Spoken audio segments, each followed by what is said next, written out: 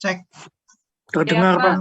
Ya, oke. Nanti kalau misalnya ada gangguan, nanti tolong info ya, nanti biar saya ganti channel, ganti signal, Baik, ganti Pak. koneksi ya, ganti koneksi. Ini adalah pertemuan ke-6. Jadi tugas saya akan saya lanjutkan di pertemuan ke-7, kemudian ada UTS ya, nanti ya saya masih pegang itu. Kemudian nanti pertemuan berikutnya itu setelah UTS itu akan diasuh oleh Bu Atika. Nah, ini adalah pertemuan ke-6 dan pertemuan terakhir itu tanggal 8 nanti ya. Baik, pertemuan ke-6 ini saya akan membahas tentang communication ya, marketing communication. Kemudian sekali lagi apa yang saya bahas di sini tentu tidak terlepas dari teori-teori marketing yang sudah mungkin saudara pelajari di kelas-kelas yang lalu. Bahkan saudara sudah menemuinya di kelas-kelas S1 ya, jadi marketing. Tapi di sini ada perkembangan. Jadi the way to communicate itu pasti akan berbeda dengan cara-cara yang lama. Nah, banyak tawaran-tawaran apa yang saudara pakai untuk berkomunikasi, campaign itu berkembang senantiasa, dan nanti kelompok 5 itu akan membahas detailnya seperti apa yang terjadi di marketing, bagaimana kita berkomunikasi, bagaimana kita mengelola platform-platform digital itu untuk kegiatan komunikasi dan bahkan kegiatan yang lain. Nah, di sini ada aspek-aspek yang penting ya di komunikasi, nanti akan kita bahas secara brief ya, secara brief, dan saya memilih hal-hal yang mungkin perlu kita dalami di kelas kita ini. Nah, kita harus tahu ya bahwa komunikasi itu kan harus efektif. Kata efektif itu adalah kita mencapai tujuan, kita berkomunikasi itu apa sih tujuannya gitu kan? Pasti ada tujuannya. Jadi tidak mungkin perusahaan itu berkomunikasi dengan audiens itu tanpa tujuan. Tapi seringkali itu tujuannya tidak tercapai. Nah, kalau tidak tercapai berarti tidak efektif. Maka di sini si marketer itu harus menilai apakah komunikasi itu benar-benar efektif atau enggak. Nah, ada beberapa jawaban yang harus diberikan ya, beberapa untuk pertanyaan yang harus dijawab oleh marketer. Jadi the question from most marketer are, jadi what to say? Apa sih yang pengen kamu sampaikan? Pesannya apa? Message-nya apa? How and when to say it? Kapan? Bagaimana caranya? Nah, saya selalu bilang, masing-masing segmen itu punya karakteristik. Dan bahkan mereka itu lebih paham dengan cara komunikasi yang berbeda dengan segmen yang lain. Jadi how? Walaupun sebenarnya pesannya sama, tetapi how-nya ini penting ya, dan kapan mereka itu diajak berkomunikasi. Nah, kepada siapa? To whom? Dan seberapa sering kita berkomunikasi? Nah, ini harus dijawab supaya efektivitas komunikasi kita itu tercapai. Sekali lagi, komunikasi itu setidaknya ada effort ya, ada usaha untuk berkomunikasi. Tentu ini ada time, ada effort, bahkan ada biaya. Nah, kalau tidak efektif kan ini sia-sia ya. Nah, konsumen itu bisa mendapatkan informasi apapun dari berbagai media ya. Di sini saya tampilkan misalkan TV channels ya, TV channels untuk beberapa cohort generation itu masih menggunakan channel ini, masih suka nonton ya. Terus majalah, newspaper. Ini sekarang sudah berkembang ke electronic magazines, electronic newspapers, sudah berkembang ke sana. Jadi orang sekarang malas beli koran yang kertas itu sudah malas sekali ya.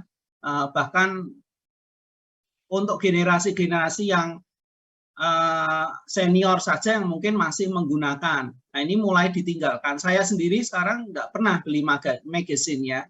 Yang kertas itu saya nggak pernah. Saya selalu baca Kompas, baca magazine, baca macam-macam itu elektronik semua. Kemudian internet pages ya. Ini mereka bisa mendapatkan informasi dari sini sekarang. Nah, saya ingin memberi contoh komunikasi yang efektif dari yang dikelola atau dirancang oleh Unilever, khususnya untuk Dove. Ya, Anda tahu Dove nggak? Dove itu produksinya apa ya? Sampo, sabun. Nah, ini Dove itu menyasar pasar perempuan ya. Di sini perempuan. Yang disasar itu perempuan. Nah, perempuan yang tidak terlalu remaja begitu ya. Kira-kira usia 25 ke atas sampai 40-an dan bahkan lebih tua. Dan mereka itu kampanyenya sangat sangat penjual, sangat bahkan gara-gara campaign ini itu mereka bisa meraup tingkat penjualan yang naik sebanyak 60%. Saudara bisa cek itu di beberapa info ya. Ini sangat sukses sekali. Nah, sementara apa yang dilakukan, kalau saudara ingat ya, dulu iklan Sunsilk itu sama-sama iklan shampoo. Kalau saudara ingat waktu itu zaman masih kita nonton TV masih kecil ya, saudara masih kecil tapi saya sudah usia kita beda ya. Jadi ketika itu penggambaran rambut yang bagus itu kan panjang, berkilau, itu yang disampaikan oleh Sunsilk waktu itu. Nah, tetapi Unilever khususnya Dove untuk sampo-nya itu mereka menganggap bahwa ini kurang tepat. Ada sisi yang bisa dimasuki itu. Jadi ada sisi pesan yang breakthrough atau didobrak oleh Dove. Sebenarnya bukan seperti itu. Nah, kampanyenya adalah apa? Campaign for Real Beauty. Jadi model rambut kayak apa yang dimiliki oleh perempuan itu bagus ya, tidak selalu harus panjang, berkilau dan melambai-lambai gitu kan. Tidak harus seperti itu. Maka Dove itu mengambil kata kunci itu untuk berkomunikasi dengan sasaran pasarnya dan ini berhasil. Jadi real beauty itu seperti ini, apapun tampilanmu itu akan bisa maksimal atau bisa membuat kamu menarik dengan gaya yang kamu pilih begitu ya, kira-kira seperti itu. Dan ini menjadi campaign atau menjadi topik komunikasi what itu sangat efektif ya. Anda lihat di gambar yang sebelah itu bagaimana keberagaman wanita yang disasar oleh Unilever khususnya sampo Dove itu menjadi tertarik ya dengan campaign yang disampaikan ya. Nah, ini contoh ya yang saya ambil. Jadi campaign ini dunia ya. Jadi yang kita tanya adalah marketing communication of Dove. How can it be so effective? Bagaimana ini bisa menjadi sangat efektif? Dan ini dalam tanda petik kesalahan ya, kesalahan dari campaign yang pesan-pesan yang disampaikan oleh produk-produk sebelumnya, oleh brand sebelumnya, dan itu diterobos oleh Dove. Dan mungkin kalau saudara bisa baca di bawah, ya, di bawah itu ada tulisan, bisa terbaca nggak ya itu ya? Masih bisa terbaca nggak ya? Ya. Kalau saudara, Bisa, Bapak. oke ya. Bisa, Pak. Jadi ini kan menyasar wanita yang lebih tua ya. Artinya who you are, ya, bagaimana penampilanmu itu bisa sangat maksimal, ya, kata Dove. Ya, kalau kita baca di bawah itu, Dove's highly praised campaign for real beauty, encouraging women to appreciate their individual beauty. Anda coba lihat itu. Nah, ini pesannya bahwa mereka women itu ya, women itu kan plural ya. Jadi wanita-wanita itu didorong untuk menghargai kecantikan individu mereka seperti apa adanya gitu ya. Resonate with consumer with boosted company sales by more than 60%. Nah, ini luar biasa ya. Jadi ini butuh pemikiran sebenarnya, butuh pemikiran, butuh perenungan. Apa ya sih sudah betul apa yang disampaikan. Jadi specifically organisasi atau brand atau apapun itu harus memikirkan kira-kira apa yang akan saya sampaikan sehingga pasar itu merespon dengan positif begitu ya. Ini contoh-contoh ya. Mungkin nanti kalau saudara mengelola satu produk, satu brand tertentu, ini tolong dipikirkan bagaimana dan apa yang akan saya sampaikan ke pasar sehingga pasar itu merespon begitu antusias ya dengan apa yang kita sampaikan. Nah, kalau kita bicara komunikasi ya, ini sudah saudara dapat. Nah, ini yang disebut makro model. Nah, makro model itu bisa intinya terdiri dari sender dan recipient. Nah, sendernya siapa? Tentu company. Ya, company itu akan meluncurkan satu pesan ya kepada konsumen sebagai penerima atau recipient. Nah, ini gambarnya seperti itu. Di sana ada sender, kemudian sender itu mengubah menjadi sinyal pesannya, kemudian dilewatkan ke media tertentu. Kemudian ada proses mengubah sinyal menjadi pesan kembali dan itu receiver menerima. Nah, tentu di sini ada noises ya. Ada noises itu ada gangguan-gangguan di situ. Ada perbedaan persepsi, ada gangguan ketika media itu kurang bisa bekerja secara baik. Tetapi yang jelas receiver atau recipient, consumer, target consumer itu akan memberikan respon. Nah, harapannya apa di makro model ini? Respon yang ditampilkan atau diberikan kepada sender atau company itu respon yang positif. Nah, responnya itu feedback itu bisa positif atau bisa negatif.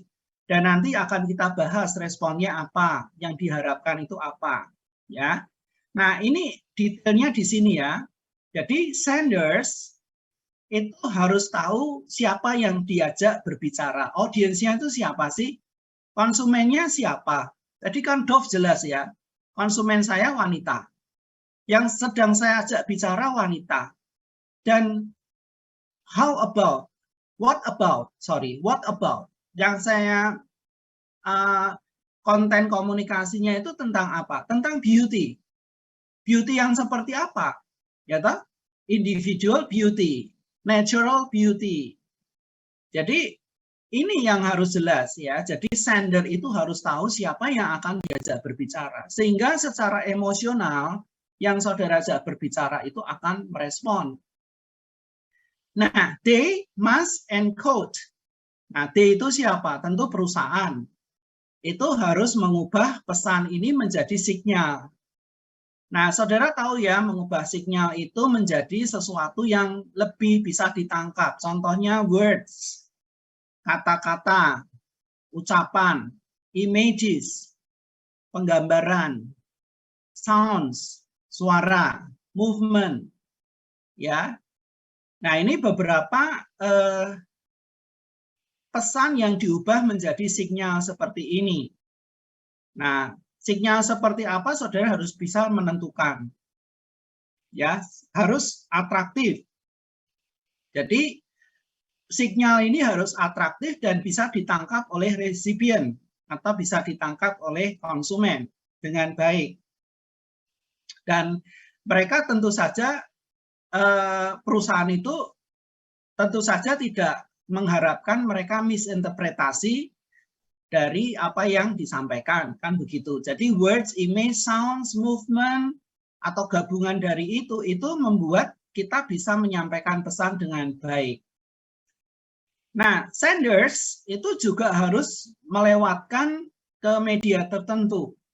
Nah, kalau kita bicara media, tentu banyak media yang sudah kita bahas ya, tetapi arah kita itu selalu digital ya untuk saat ini.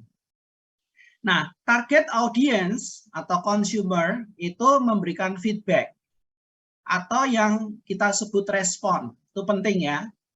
Nah, respon ini tentu dipengaruhi oleh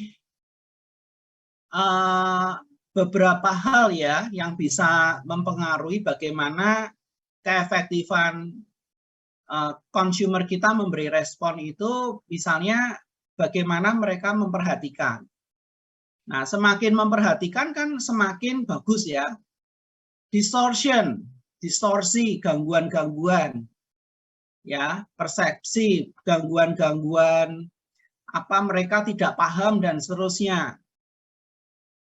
Kemudian mereka itu bisa retensi ya, atau bisa terus mengamati ya apa yang kita sampaikan. Nah, itu akan berujung pada bagaimana mereka itu menginterpretasikan message yang disampaikan oleh perusahaan. Nah, sekali lagi, apakah mereka menginterpretasikan message yang sama dengan yang dituju oleh perusahaan? Sama enggak? Perusahaan itu menyampaikan A, interpretasinya A atau bukan? Nah, ini harus sesuai ya. Nah, ini bisa diketahui ketika consumer kita memberikan respon, memberikan feedback. Nah, bisa enggak itu sesuai ya, apakah komunikasi kita sudah efektif atau tidak efektif. Nah, saya akan lebih dalam lagi ya ke mikromodel. Nah, kalau mikromodel itu kita melihat pada spesifik respon dari consumer kita. Spesifik respon itu penting untuk kita lihat. Jadi, a micro model of marketing communication concentrates on consumers' specific responses to communication.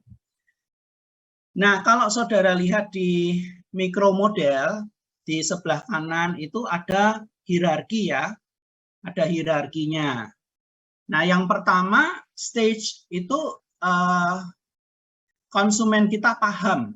Nah, itu disebut ranah kognitif atau level kognitif. Ranah kognitif itu mereka baru sadar ya, paham. Oh, paham, ada produk ini, ada brand ini. Nah, kemudian stage yang kedua, mereka itu bisa melibatkan emosi. Nah, ini stage yang lebih dalam ya, bukan hanya paham, tetapi mereka sudah melibatkan emotion. The emotion itu involved in di dalam pemahaman itu sudah melibatkan perasaan. Nah, ini kan kalau kita hanya menginfluence kognitif tentu tidak cukup ya. Kadang-kadang orang beli sesuatu itu akan terlibat di dalam emosinya. Nah, saudara tahu kan beberapa produk itu aku beli karena emosi yang terlibat.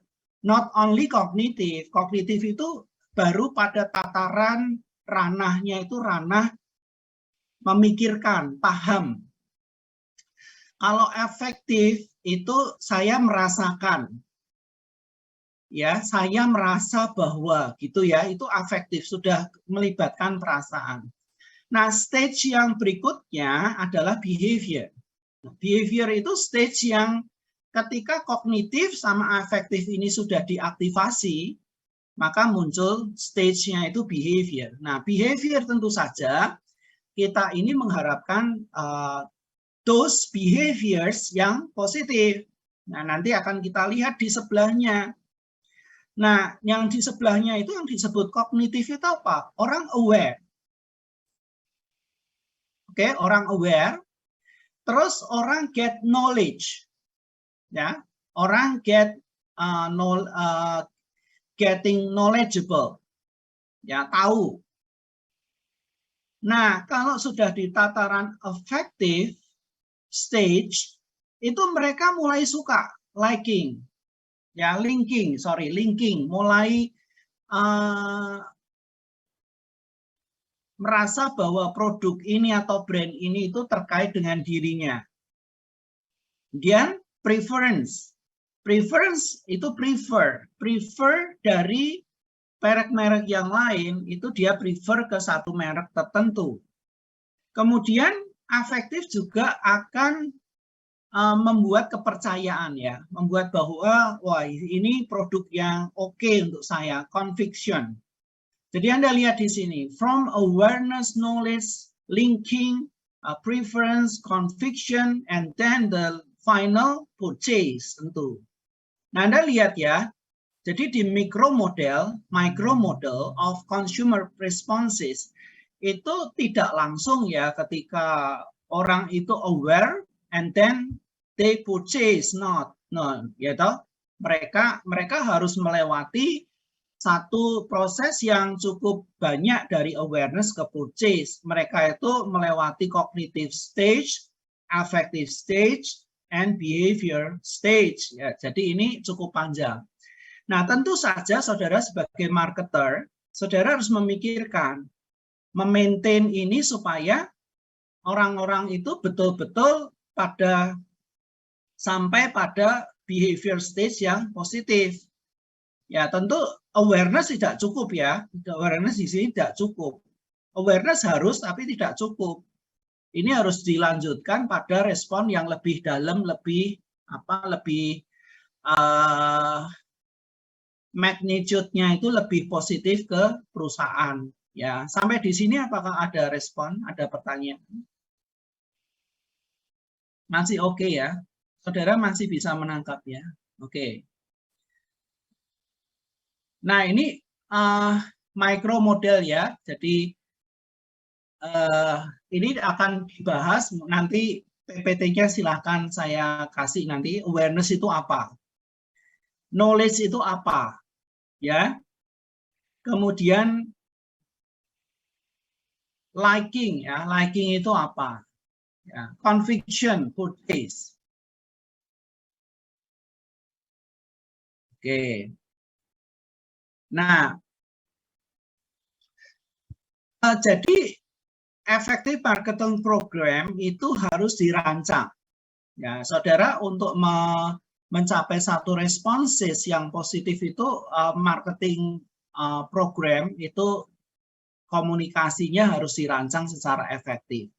Jadi marketer itu harus mendevelop ya, harus mengembangkan effective communication program sehingga mereka itu tahu bahwa oh ini ya yang harus saya pilih, harus saya amati terus, harus saya pertimbangkan lagi gitu ya. Ini saya buang, oke saya replacing dengan merek yang baru ini dan seterusnya. Maka marketer itu harus memikirkan sebuah effective program. Dan tentu saja ini melibatkan satu proses ya, untuk bisa membuat satu effective communication program itu saudara harus dari setting the objectives, identifying the audience, crafting the message, deciding on the media, developing the creative approaches, ya, kemudian measuring performance. Ini proses yang harus saudara lihat sebagai satu kesatuan apabila saudara ingin membangun satu effective communication program. Ya, nah ini Anda lihat satu penggambaran ya, bagaimana marketing itu bisa merancang satu komunikasi yang efektif. Saudara bisa melihat gambarnya, kelihatan? Bisa, Pak. Ya, oke. Di sini dibagi menjadi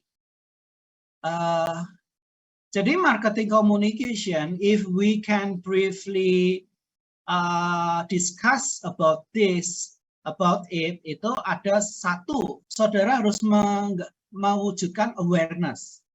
Awareness itu orang itu sadar bahwa oh ada toh merek ini, ada produk ini gitu, ada awareness.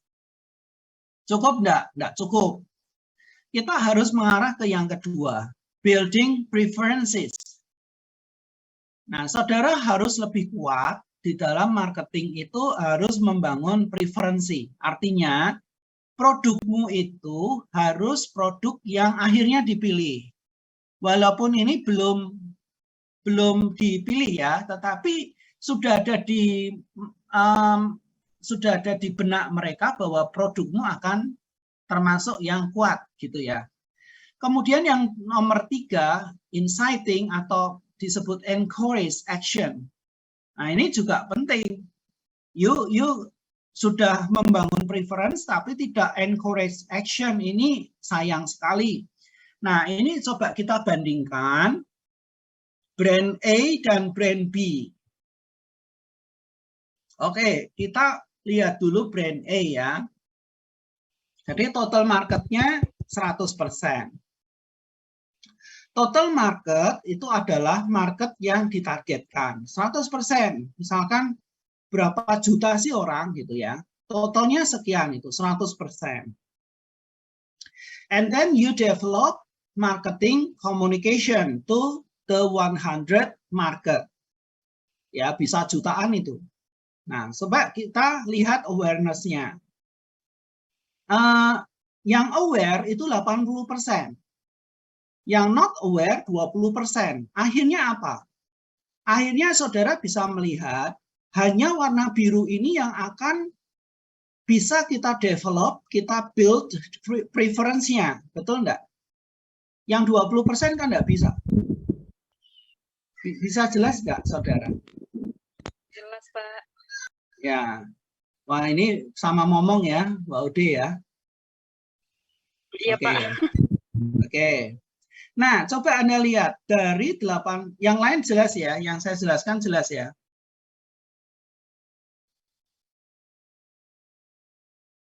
Jelas enggak? Kalau enggak jelas diulang. Nah, jadi dari 100 market itu, 100% market kita, yang 20% tidak sadar, yang 80% itu aware, gitu kan? Nah, kita masuk ke level berikutnya. Level berikutnya itu pada tataran preference. Nah, pada tataran preference, Anda lihat, dari 80% ini, ingat ya, yang 20% itu nggak bisa diapa-apain kan, mereka not aware. Jadi yang 80% ini yang akan berlanjut. Jadi 40% itu did not try, nggak mau coba. Mereka aware tetapi nggak mau nyoba. Jelas ya? Yang 60% itu tried. Artinya mereka melanjutkan dari aware ke tried. Mudeng nggak? Halo? Iya, Pak. Ngerti, Pak. Paham ya? Nah, kemudian setelah brand trial, itu kan ada yang kecewa, ada yang enggak toh. Nah, ini penting sekali ketika saudara punya brand baru, ya toh.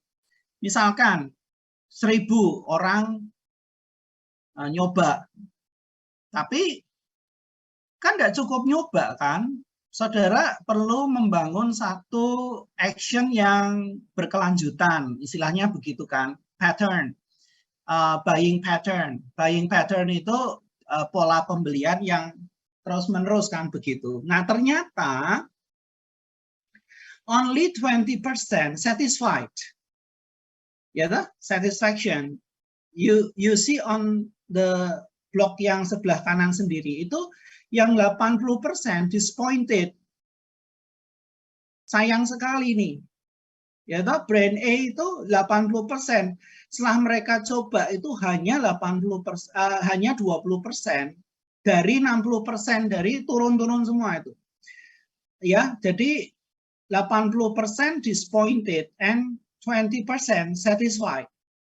Nah, artinya apa? Yang 80% ini kemungkinan besar tidak kembali. Understand? Yang 20% itu akan kembali. Dengan catatan bahwa mereka terus puas dengan layanan atau dengan brand Anda ini. Ya, katakan brand A ini brand Anda. Sudah cukup jelas belum? Yang saya jelaskan. Oke Jelas, ya. Pak. Oke, sekarang brand B. Sama-sama 100% kan? Nah, kalau yang aware itu semakin sedikit, maka ke depannya juga akan semakin sedikit. Saudara nggak bisa menciptakan awareness di sini, brand B. Brand A saja kurang bagus ya, ternyata 80% disappointed itu menurut saya yo parah itu ya. Orang 1000 nyoba yang 200 tok yang puas, yang 800 nggak puas kan begitu. Tapi yang B ini lebih parah ternyata. Ya, dari sisi awareness, only 40% aware. Lebih sedikit lagi yang aware. So, marketing communication-nya mungkin nggak cukup menarik itu. Nggak aware. Jadi, retention-nya ketika melihat ya dicueki aja. Nggak ada yang menarik. Nah, dari 40%, itu hanya 30% yang tried. Jadi, preferensinya lemah juga di sini ya toh, lemah juga dari 40% yang aware, only 30% itu mencoba. Dan kita cek di satisfaction for brand B. Nah, satisfaction-nya bagaimana? 80%. 80% itu dari 30% ya kecil, ya. Dan 20% disappointed. Andai kata brand B ini bisa meningkatkan 80% itu aware, maka yang satisfaction itu bisa lebih banyak. Bisa dipahami enggak? Jadi awareness itu penting untuk membangun action di belakang. Jadi semakin kecil awareness, gagal di belakang communication-nya. Jadi saya harapkan cukup bisa dipahami ya slide ini. Kalau tidak, bisa bertanya. Ada pertanyaan enggak?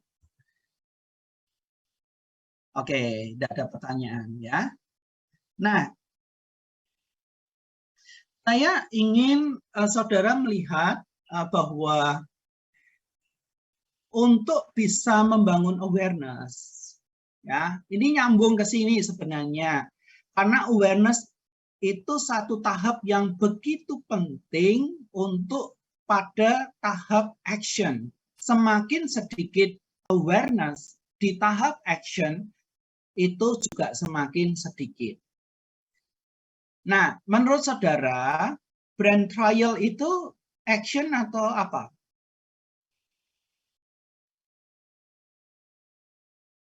Action atau baru preference? Oke, baiklah ya. Jadi untuk membangun awareness itu sambungannya ke sini bahwa saudara harus membangun creative message. Ya, creative message. Supaya apa? Supaya target konsumenmu itu juga mau melihat. Nah, ini butuh kreativitas. Sekali lagi ya, kreativitas doesn't mean that you menyamakan cohort Z dengan cohort yang X. Belum tentu ya sama mereka. Jadi apa yang kadang-kadang begini, apa yang dipahami oleh generasi Z itu tidak dipahami oleh generasi sebelumnya. Jadi jangan menganggap bahwa kreativitas itu berlaku untuk sama ya untuk semuanya. Kadang-kadang terlalu kreatif juga ibu-ibu, mbah-mbah kita nggak tahu itu apa sih gitu ya. Malah nggak ngerti. Jadi kreativitas harus disesuaikan dengan segmennya. Ya, good ads normally focuses on one or two core selling propositions. Jadi saudara harus ingat bahwa apa sih positioning saya, brand saya itu di mana, dan bagaimana cara saya harus berkomunikasi dengan target saya. Nah, kuncinya adalah saudara kreatif tetapi brief. What is brief? Jangan terlalu panjang. Karena attention seseorang pada paparan itu tidak bisa lama. Saudara kalau lihat billboard itu di pinggir jalan berapa detik? Mungkin hanya 3-5 detik. Kalau saudara misalnya berhenti di lampu merah, di situ banyak billboard, saudara tidak juga terlalu banyak waktu untuk melihat, membaca tulisan. Jadi tulisan Anda harus both kreatif tetapi brief. Nah, normally itu hanya 1 halaman. Paling banyak 2. Ya toh? Paling banyak 2. Nah, sekarang elaborasinya apa? Elaborasi dari kreatif brief itu apa? Saudara harus tahu key message. Jangan terlalu berselera untuk memasukkan semua informasi tentang brand Anda pada 1 halaman tersebut. Malah akan distract. Distract itu malah tidak fokus. Nah, jadi key message-nya apa? Nah, sekali lagi, your target audience-nya siapa? Harus tahu. Communication objektifnya apa? Key brand benefit-nya apa? Mungkin tidak selalu menampilkan semua benefit-nya, tetapi yang inti apa sih? Ya toh, kemudian media yang harus saudara pilih yang mana? Coba kita baca, kita lihat yang di sebelah kanan itu contoh-contoh iklan yang begitu kreatif, brief, tetapi mengena. Yang pertama Subway. Subway itu apa tuh Subway? Sandwich, Pak. Nggak cuma sandwich ya. Apa itu?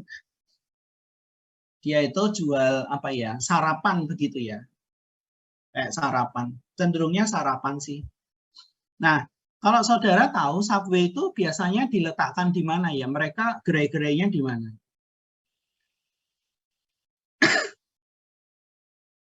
Ada dari Anda pernah ke Singapura?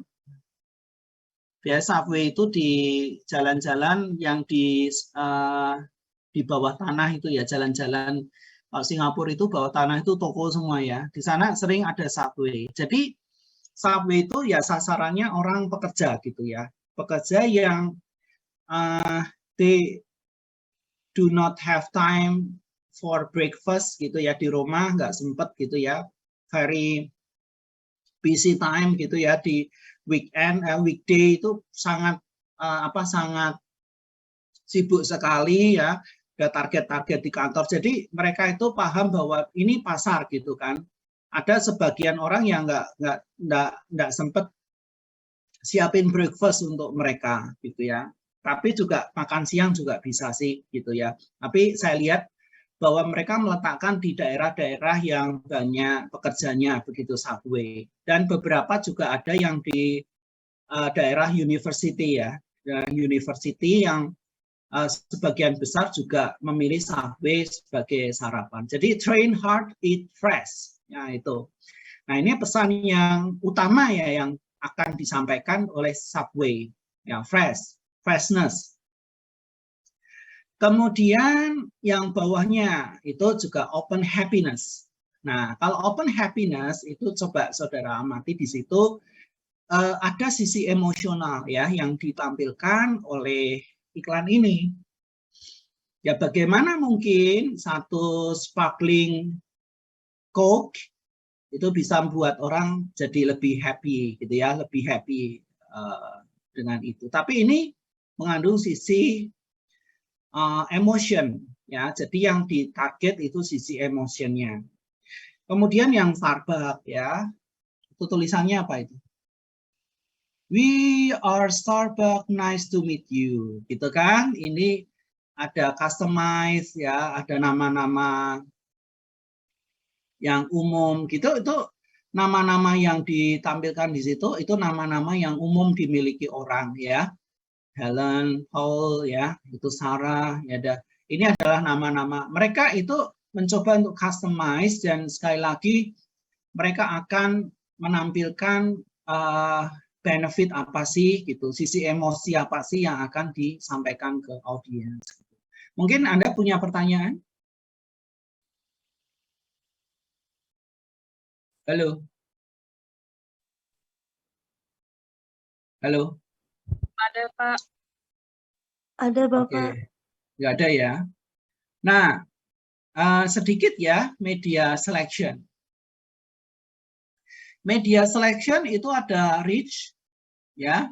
Jadi pertimbangannya ini kan harus efektif ya. Jadi ini harus cost effective, ya. Ini harus cost effective. Nah, media itu harus cost effective. Saudara harus memilih media yang mungkin cost effective itu adalah saudara mengeluarkan effort, mengeluarkan biaya untuk media tersebut itu kembali enggak pada Anda, ya. Jadi cost effective.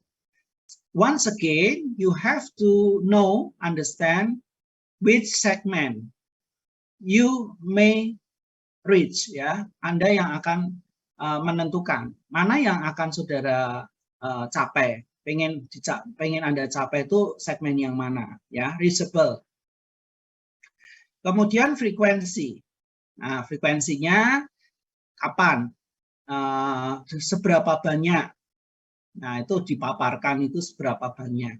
Kemudian saudara harus tahu impact-nya. Ya, impact-nya apa? Nah, impact terbesar itu apa? Nah, itu dikasih contoh, misalnya kalau food itu cocoknya di majalah apa, ya. Nah, sekarang pertanyaan kita, do marketing survey, ya, which medias that are suitable for Gen Z, misalnya begitu ya. Jadi kita menjadi pertanyaan dalam gitu ya. Kalau kita ingin menyasar pada Gen Z, itu media apa yang akan cocok untuk mereka, ya. Ini media selection.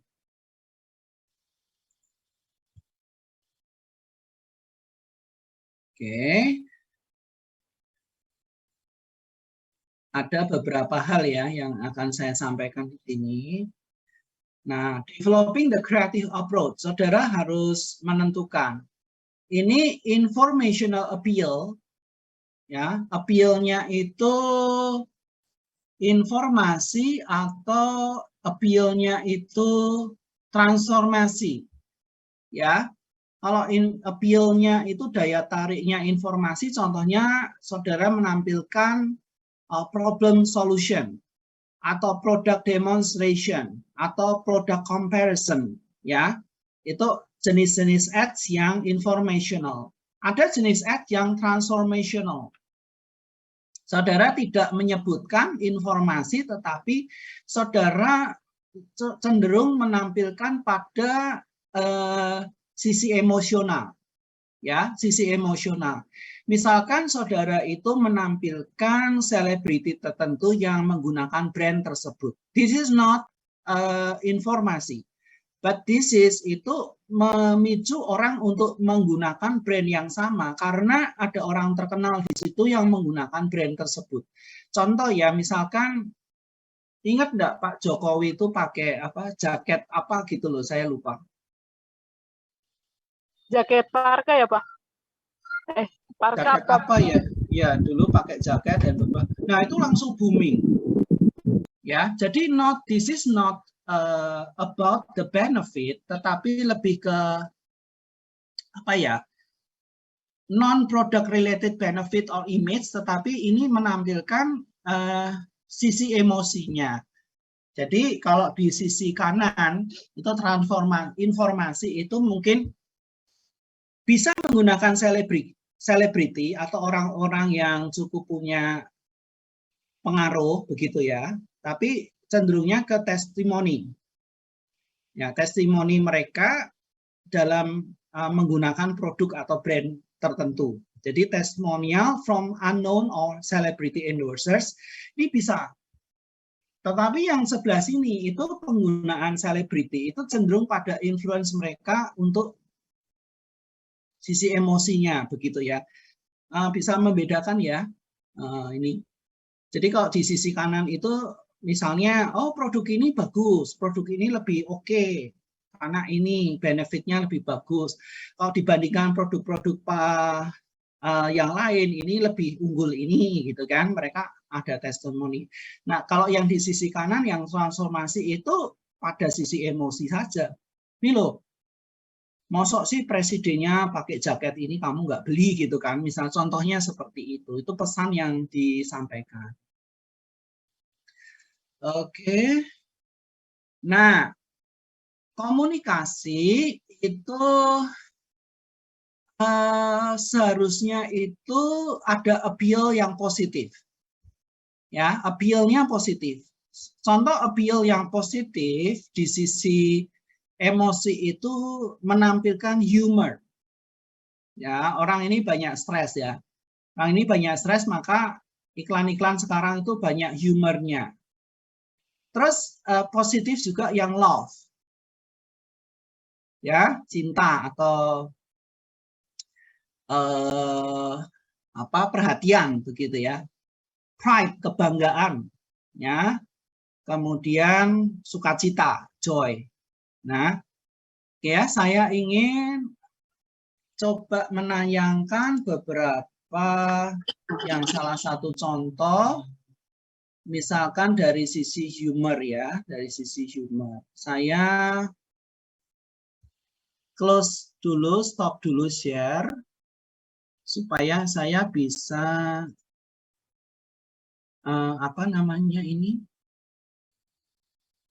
menayangkan ya, menayangkan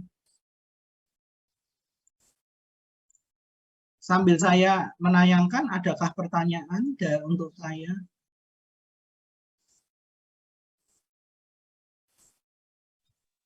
Saudara senang saudara Ada senang Bapak, tapi di kolom chat Bapak. Oke, ya. Sebentar, ya silakan pertanyaan kalau ada. Pak, izin konfirmasi Pak. Di tempat saya mati lampu, jadinya nggak ada ini, jadinya saya telat tadi Pak. Oh gitu, ya. Saya kira ada pertanyaan apa. Coba, yang pertanyaan ada? Saya Pak. Ya, silakan sebelum saya tayangkan. Tapi ini menyangkut tentang apa yang udah dibahas tadi Pak, yang tabel yang udah terlewat. Ya, tabel silakan. Tadi kan yang grafik yang sudah ditampilkan yang perbandingan antara brand A dan brand B itu kan brand A kan menampilkan awareness sekitar 80%, terus yang mencoba ada sekitar 60%. Namun ternyata yang memiliki yang kecewa dengan produk itu sekitar berapa persen tadi? Agak lebih tinggi. Ya Pak. Ya. Ya, baik, terima kasih. Terus yang brand B ini awareness-nya lebih rendah sekitar 40%, dan yang mencoba juga hanya 30%, lebih rendah juga daripada yang brand A tadi. Namun di sini tingkat kepuasannya lebih tinggi, sekitar 80% lebih tinggi. Ya, Yang ingin dari yang saya nyoba tanyakan ya. mungkin Pak, ya. Dari grafik ini, apakah bisa dikatakan bahwa yang brand B ini lebih sesuai target atau gimana Pak? Soalnya kan yang nyoba cuma dikit juga. Saya malah pengen tanya kamu. Oh, nah, baik. Kelebihan si A dan si B apa coba? Dan kekurangannya kalau menurut saya yang A ini bisa mungkin karena banyak yang nyoba, terus loh. yang kecewa. Ya, baik. Banyak yang peduli mungkin. Kalau contohnya mungkin kayak sekarang banyak yang produk-produk jajan-jajan yang kekinian-kekinian di TikTok gitu Pak. Terus banyak yang nyoba, cuma karena penasaran, tapi ternyata mengecewakan. Mungkin kalau yang brand B ini mungkin ini kamu harus fokusnya di sini nih. Ini jadi pertanyaan bagus ya ini ya, dari Mas siapa ini? Lihat. Yesua Pak. Kamu harus lebih dalam ya, lebih dalam. Jadi kalau kita lihat gambar itu harus lebih dalam. Ini bagus sekali pertanyaannya. Itu coba kita lihat. Kalau brand A itu cenderung berhasil ya, berhasil dalam mengungkit awareness-nya, ya toh? Berhasil kan, cukup berhasil. Jadi dari 100 itu 100% yang tertarik dengan komunikasinya itu 80, itu cukup bagus kan. Tapi sayangnya kelemahannya di mana? Kelemahannya di sini. Mana kelemahannya? Di sini. Nah ini. Enggak? Kelemahannya di daerah inilah pokoknya. Ini. Ya toh? Iya, Pak. Ternyata produknya tidak, nanti kita bahas yang di sini. Nah, saya akan ada slide yang setelah nanti ada video, nanti saya akan bahas yang di sini, ya. Nah, tetapi ini gagal di sini. Anda tahu nggak gagalnya apa? Gagal membangun awareness, Pak. Nggak bisa membangun awareness yang cukup solid. Nggak solid dia komunikasinya. Tapi kita tahu bahwa yang nyoba itu 30%. Yang puas sebenarnya banyak, 80%. Seandainya komunikasinya di sini bagus, di sini jauh lebih tinggi loh ya. Cukup paham nggak kalian? Paham. Ya, nah ini jadi Anda coba lihat ya, bahwa komunikasi itu ada beberapa stage. Nah, tetapi stage ini tidak boleh terpisah-pisah, tidak boleh terpisah-pisah. Yuk gagal di awareness, pasti ujungnya gagal. Tetapi yuk berhasil di awareness, ujungnya juga bisa gagal. Begitu loh, ya. Bagus pertanyaannya. Ada yang lain enggak pertanyaan yang lain? Ada Bapak. Ya. Saya ingin Tanya bertanya yang mana? mengenai pendapat Bapak Niko. Semisal saya seorang marketer dan lebih memilih untuk menggunakan copywriting di dalam iklan yang saya iklankan. Di sini iklannya itu di FB, Instagram, bahkan di story WhatsApp. Padahal kita tuh tahu kalau orang Indonesia tuh dengar-dengar tingkat membacanya itu rendah gitu, kurang menyukai tulisan. Nah, apakah copywriting saja sudah cukup untuk mengenalkan produk atau jasa kita? Seperti itu Bapak, terima Ya, kasih. karena ya betul. Jadi budaya membaca kita itu sangat kecil. Ya, kita sukanya pada visualisasi, sukanya pada sesuatu yang movement, ya, sesuatu yang bling-bling lebih disukai. Jadi kamu harus paham bahwa budaya kita bukan budaya reader ya, bukan budaya membaca, tapi mengamati, melihat, jadi bercerita. Nah ini, jadi kalau di Indonesia itu lebih, mengapa word of mouth itu lebih bagus ya. Survei membuktikan bahwa word of mouth yang langsung itu masih efektif untuk masyarakat kita. Jadi kamu betul tadi. Jadi untuk masyarakat yang tidak suka membaca banyak-banyak ya, tampilkan yang penting-penting saja gitu ya, sesuatu yang menarik. Kamu menarget di usia yang ini suka diskon ini ya, udah diskon aja yang kamu ini tampilkan. Diskonnya 60%, itu kan tertarik sekali. Entah nanti waktu mereka respon, oh iya toh ternyata produknya juga bagus, itu loh. Tapi yang menarik dulu yang mana? Kamu nggak bisa kasih benefit yang ditulis semua gitu ya. Oh ini sudah menarik, ini gini terlalu panjang.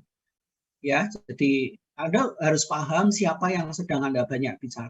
Kadang-kadang you ajak bicara seseorang terlalu panjang lebar itu nggak efektif, ya. Baik Bapak, terima kasih. Ini ya, creative brief.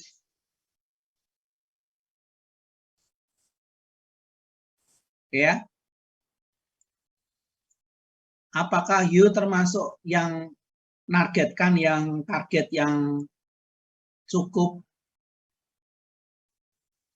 cukup rasional atau cukup emosional, begitu kan? Nah, itu. Gitu ya, itu dulu ya. Baik Bapak, terima kasih. Saya ingin menampilkan yang pertama. Coba nanti beberapa bisa menanggapi tiap-tiap video ya. Saya cek suara dulu. Lagi gerah. Ini sudah belum suaranya? Sudah Bapak, terdengar. Oke, saya besarkan. Ini yang termasuk yang joy. Oh, humor, sorry. Duh, yang lagi gerah. Apa iya? Cuma karena gerah? Kamu jadi gerah ngapa-ngapain? Walau gerah kadang berasa berat, chill guys. Nyatanya, nyegerin gerah itu gampang. Segampang ini. Ada aja yang bikin gerah. Chill aja lah. Sprite. Oke, ada tanggapan? Ada tanggapan? Iklannya mungkin lebih ke emosional ya Pak, karena kan ngerasain sensasi dari Sprite tersebut gitu. Ya. Oke, ini lebih ke, jadi iklan itu lucu ya, sebenarnya lucu ya. Ada emosi, ada betul mungkin emosi, tetapi di sini termasuk yang sebenarnya yang humor ya, yang humor. Ya, tanggapan yang lain, terima kasih. Ada tanggapan yang lain?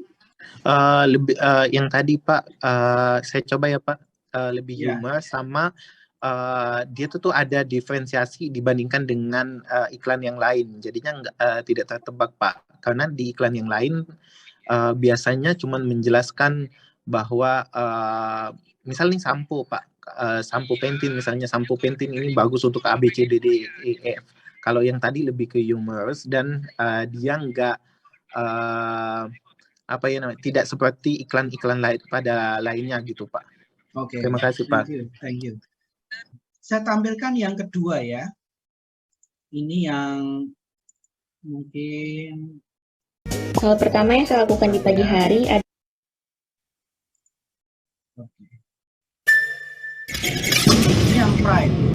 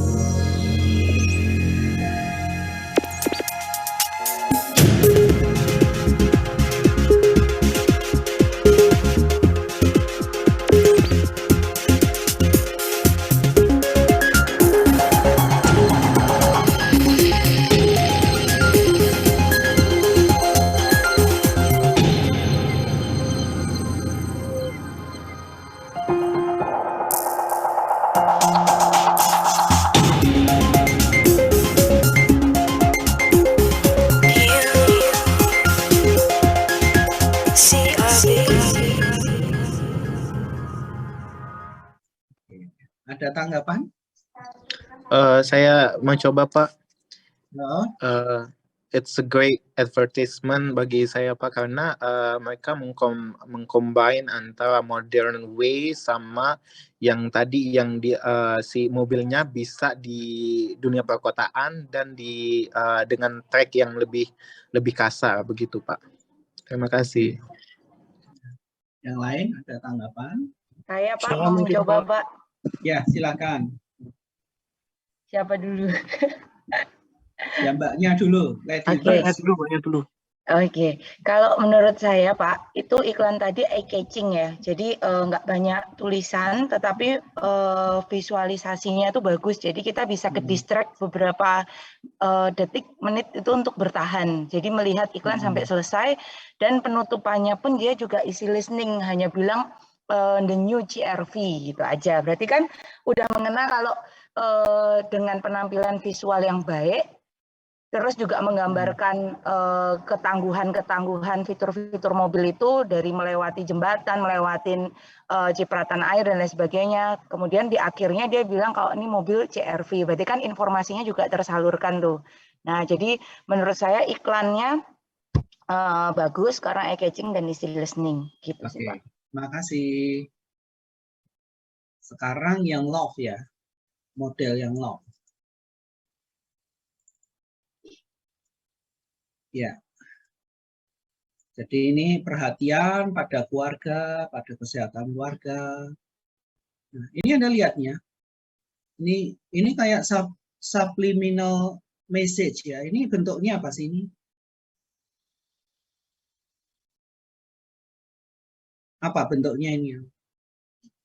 Kayak heart ya. Iya, Bapak. Semi Kayak hati begitu ya. Ini subliminal message. Jadi coba kita lihat ya apa yang disampaikan oleh Tropicana. Gula manis-manis, nanti diabetes, saya kan keturunan, risikonya 6 kali. apalagi saya plus kegemukan, risikonya jadi 11 kali. Jaga pakai Tropicana Slim, tak hanya gula, semuanya Tropicana Slim. Ganti gulanya, jaga lemaknya, cegah diabetes, Tropicana Slim. Oke.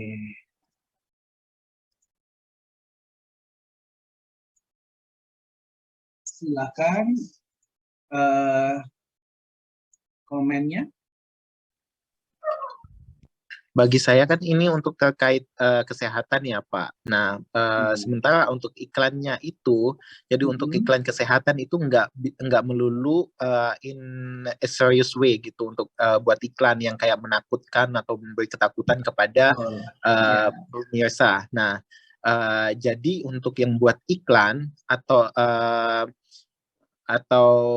pengiklan itu bisa menggunakan iklan seperti ini Pak. Meskipun di dunia untuk yang terkait kesehatan, we could make an humorous thing atau humorous way in advertisement gitu. Thank you Pak. Jadi nggak discreet ya. Jadi masing-masing tadi nggak discreet, love itu apa, tapi kadang-kadang menggabungkan ada sisi humornya, tapi di situ ada love-nya. Love-nya pada siapa ya, anggota keluarga kita gitu kan. Betul, kalau Pak.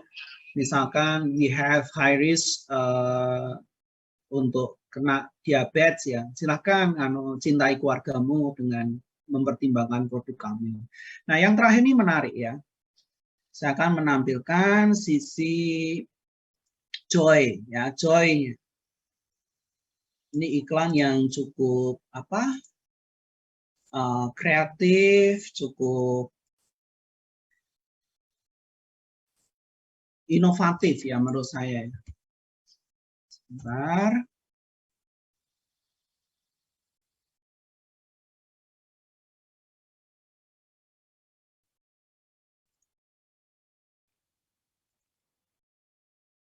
Oke.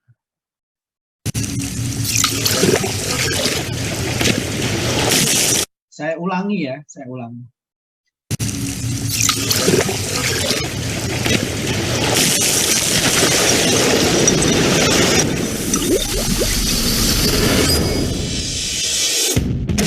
To get more people to try Coke Zero, we created an entire campaign that they could literally drink.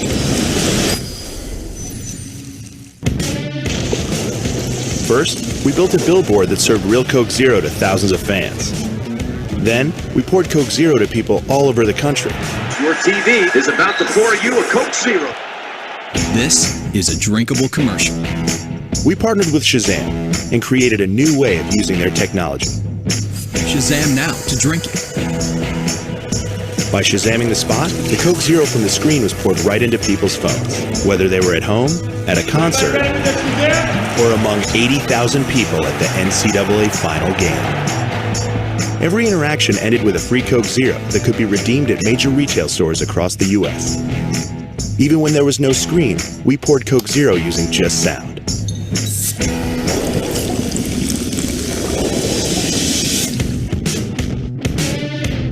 From ads that became cups, to flyers that became straws, to tweets that poured Coke Zeros into 140 characters, to drinkable posters that use Shazam to turn people's phones into digital straws. Every single ad put a Coke Zero in people's hands.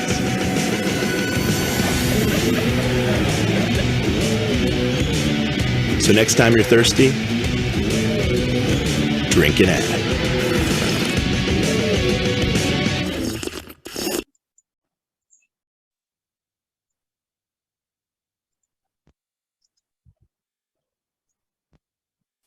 Oke, silahkan.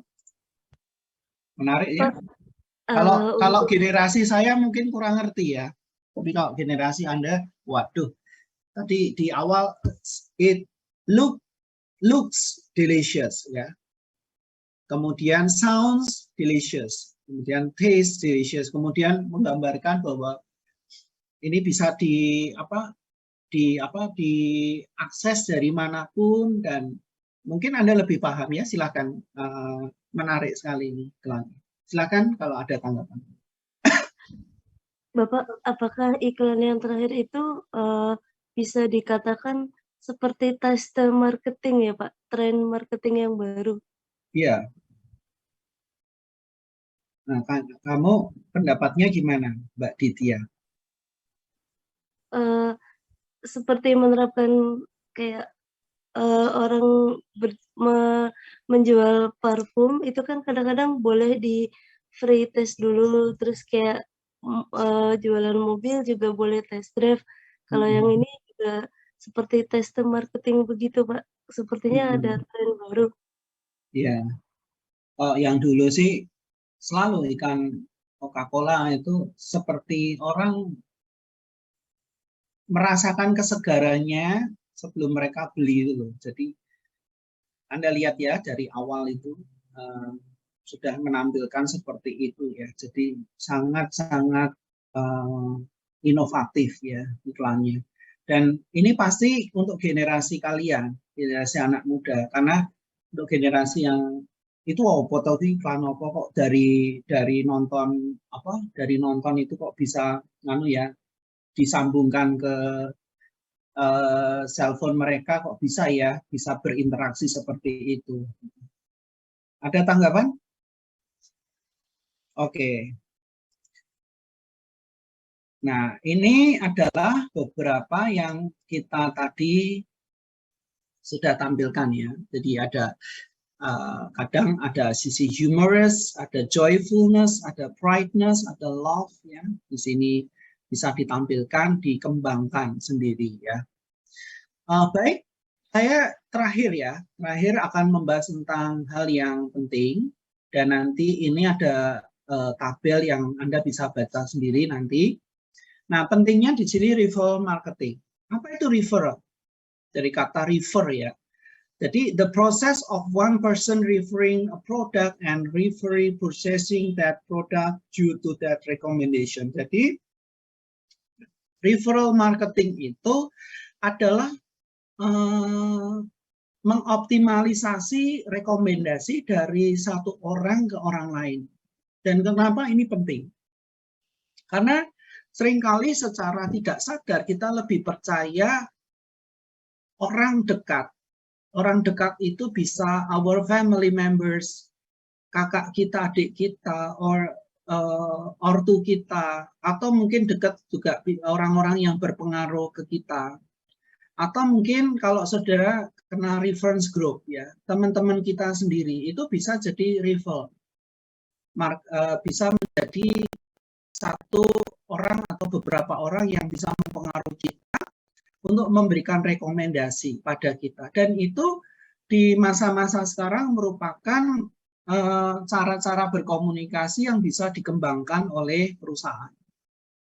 Nah, referral marketing works because consumer trust. Ya, ini kata kuncinya itu mereka percaya the opinions of real people. not advertisement, not advertising program. Jadi mereka itu lebih percaya pada opini real people around him or around her, itu lebih meyakinkan dia more than they trust traditional advertising. Nah, kita salah satu yang reform marketing itu adalah word of mouth, ya, word of mouth yang bisa disampaikan oleh orang-orang yang berpengaruh. Orang-orang berpengaruh itu bisa saja orang yang tidak dikenal, ya. Jadi kalau di digital marketing itu include orang-orang yang sudah mencoba itu memberikan kesaksian mereka, memberikan posisi mereka terhadap merek tertentu atau produk tertentu, dan ini sangat bisa dipercaya.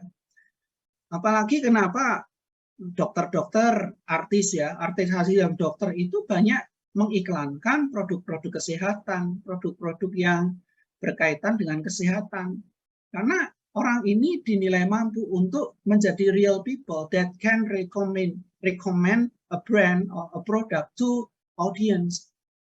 Nah, ini yang bisa dimanfaatkan oleh marketer saat ini.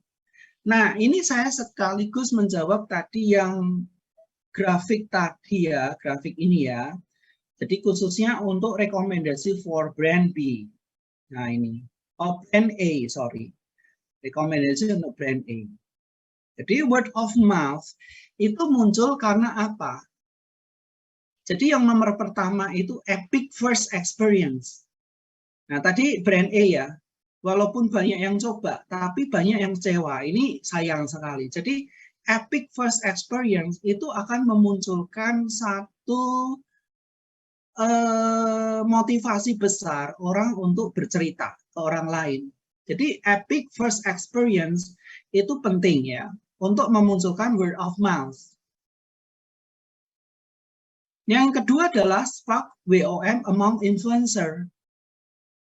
Jadi marketer itu sudah mulai memanfaatkan influencer, orang-orang yang berpengaruh ya, untuk membuat satu kesaksian bagi mereka yang potensi untuk beli di kemudian hari.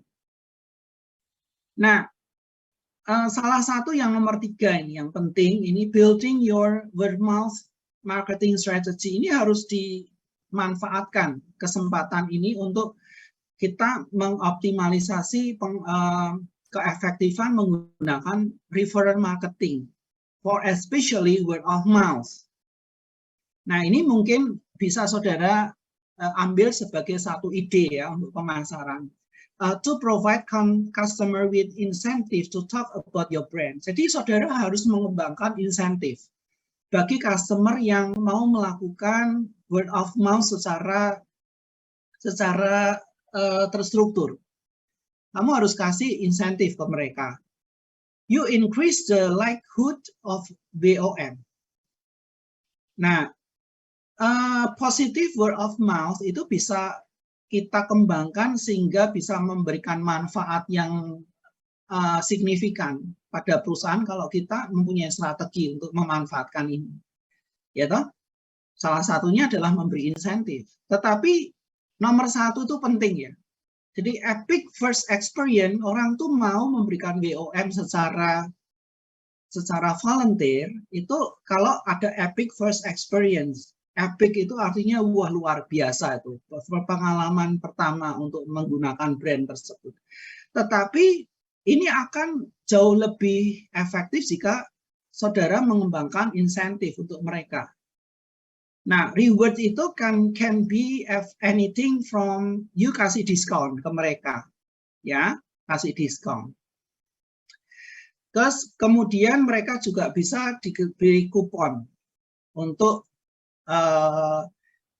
sebagai insentif karena mereka itu sudah melakukan word of mouth bagi perusahaan Anda. Saudara bisa juga mengembangkan case payment atau cashback untuk mereka. Or saudara can give some free gifts ya untuk mereka juga. Nah ini perlu ya, Anda perlu pikirkan ini. Sekali lagi kalau kita berbicara masalah komunikasi, tentu kita tidak terlepas dari channel ya. Tadi di makro perspektif tadi, saudara harus memberikan betul channel, cost efektifnya seperti apa. Dan ini kita kembangkan ya, dari digital media channel yang menjadi pilihan-pilihan saudara, ini akan bisa ditampilkan di sini. Ya, khususnya mesin pencari, kayak Google ya, YouTube, itu menjadi mesin pencari juga. Misalnya gini ya, saya misalnya mau ke Tegal gitu ya, atau ke kota lain. Saya kan bisa juga, wah aku pengen kulineran nih di sana nih. Atau saya pengen kunjungin satu pusat perbelanjaan, atau saya mau beli sesuatu, atau saya something activity yang akan saya lakukan di sana, termasuk mungkin kuliner gitu ya. Nah, salah satu mesin pencari ya YouTube. YouTube karena punya kelebihan, mereka bisa menampilkan situasi yang lebih real, ya, situasi yang lebih real. Nah, tetapi untuk informasi-informasi bisa ditambahkan dari Google, ya. Ini search engine, ya. Jadi sekarang itu saudara bisa memanfaatkan ini ya, search engine, ya, untuk bisa meningkatkan produk image, ya, brand image, dan bisa meningkatkan awareness of about the brands. Kemudian juga bisa meningkatkan orang untuk tertarik, prefers untuk mendatangi. Kalau misalnya di situ ada YouTuber yang di food YouTuber ya, food YouTuber itu seringkali kalau yang lokal itu mereka datang di kuliner yang tradisional, kuliner apapun ya, untuk menarik orang sebenarnya, untuk menarik orang untuk juga bisa datang gitu. Mereka memang menampilkan bahwa kuliner itu, wah kalau datang di sini itu bisa, wah cara makan mereka juga kita perlu perhatikan ya, begitu menggugah orang untuk datang begitu ya, kalau misalnya saya di kota tertentu. Nah ini mungkin nanti akan menjadi diskusi menarik di kelompok saudara ya, tentang the use of search engine for finding products ya. Ini saudara perlu mengoptimalisasi juga kemungkinan-kemungkinan menggunakan media komunikasi ini. Ya. Sebelum saya serahkan ke kelompok 5, apakah ada tanggapan atau sesuatu? Silakan.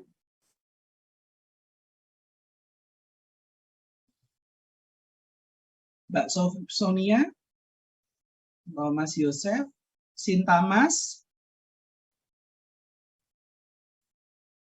Halo. Belum ada, Pak. Oke, kalau begitu saya serahkan ke ini ya, serahkan ke kelompok ya. Silakan. Saya boleh konfirmasi sedikit nggak, Pak? Ya. Kan tugas-tugas sebelumnya saya lupa bertanya bahwa tugasnya boleh dalam bahasa Indonesia atau bahasa Inggris, Pak. Jadinya semua tugas yang saya kerjakan itu semuanya dalam bahasa Inggris, Pak. Oh, enggak apa-apa. Itu boleh. Baik, Pak. Terima kasih, Pak. Asal jangan bahasa Jepang aja. Baik, Pak. Oke. Silakan bisa ditampilkan, dimulai. Ini sudah jam setengah 11 ya, saudara. Mungkin hanya punya waktu 1 jam, termasuk pertanyaan ya. Silakan. Izin share screen ya, Pak.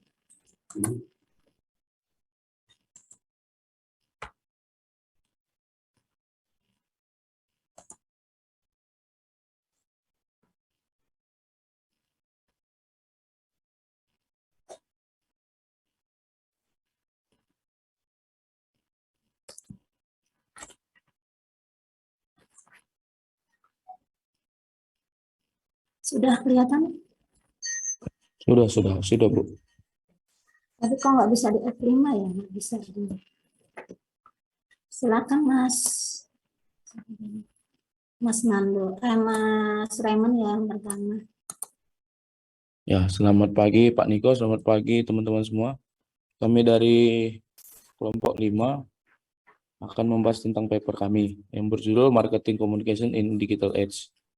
Saya Raymond Lau dan teman-teman saya. Next. Nah, dalam pembahasan kita ada agenda. Yang pertama, introduction. Yang kedua, studi literatur. Yang ketiga, metodologi. Keempat, hasil dan pembahasan. Dan 5, kesimpulan.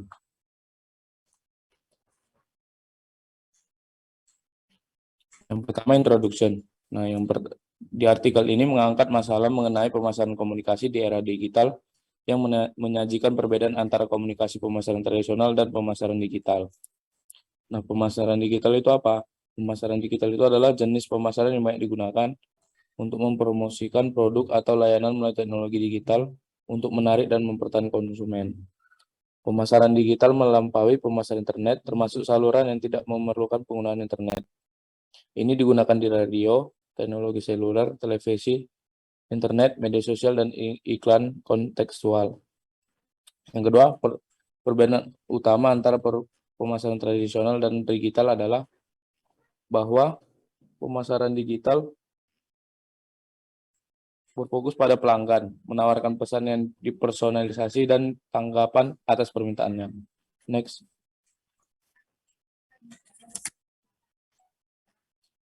Nah, pemasaran digital ini dua, SEO.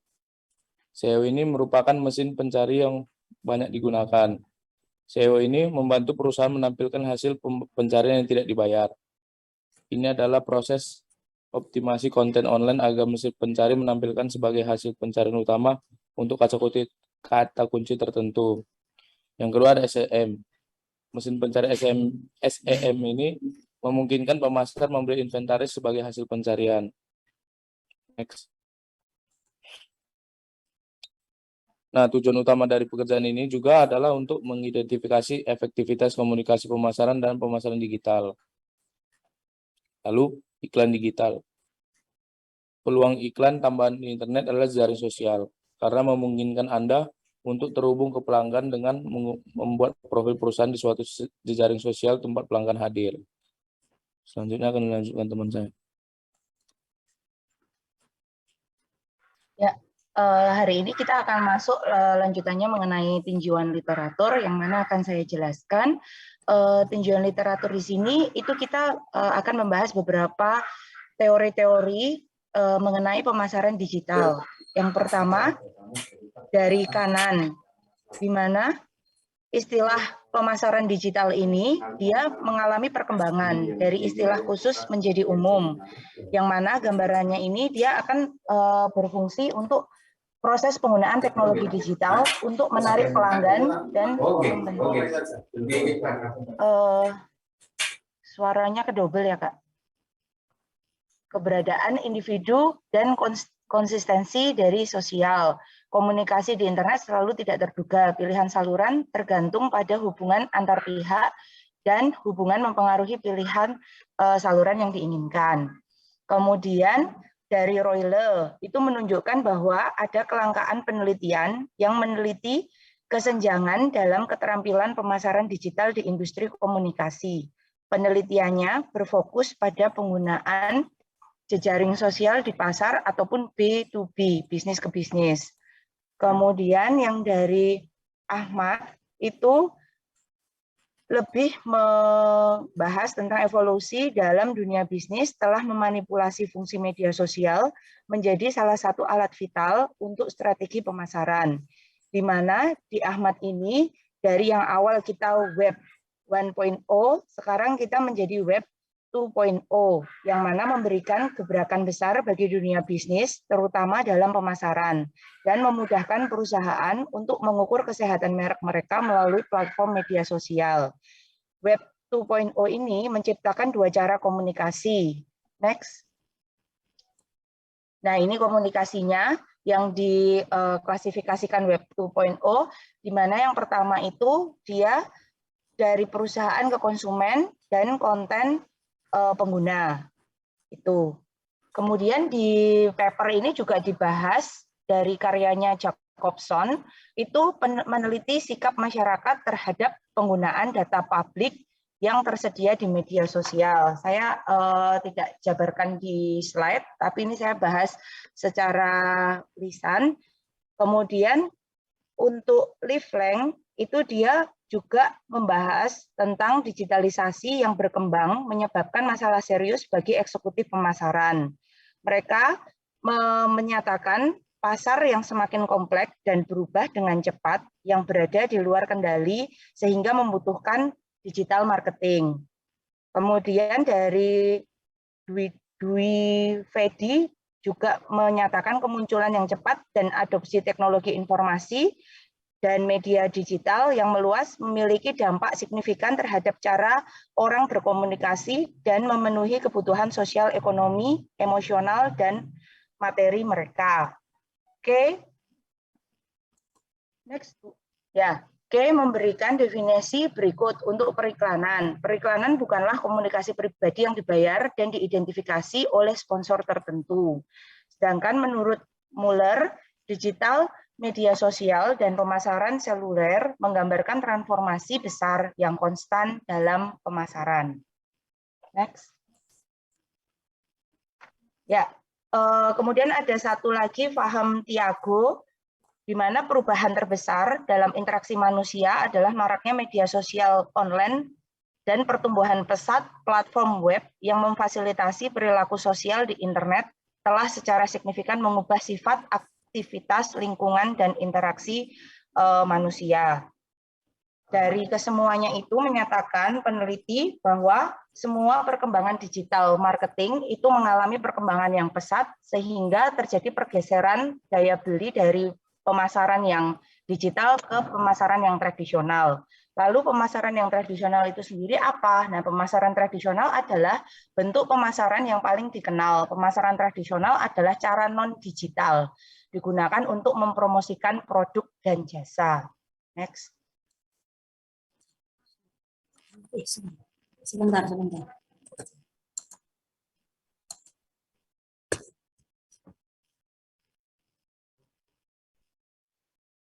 Benar, Mbak? Ya, nggak apa-apa, Kak. Nah, bedanya apa dengan pemasaran yang digital? Pemasaran digital itu dia menggunakan platform media digital atau internet. Nggak bisa di next ya, Mbak? Oh, bisa.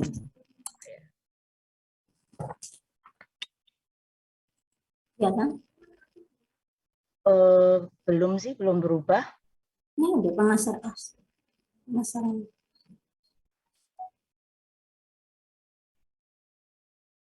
Sambil menunggu slide, sedikit saya jelaskan mengenai pemasaran digital ya. Pemasaran digital itu termasuk iklan online dan pemasaran email, kemudian jejaring sosial yang meliputi Facebook, Twitter, link, Google+, kemudian pesan teks dan pemasaran afiliasi, serta optimasi mesin pencarian atau SEO yang tadi sudah dijelaskan di pemateri pertama, dan termasuk PPC. Itu.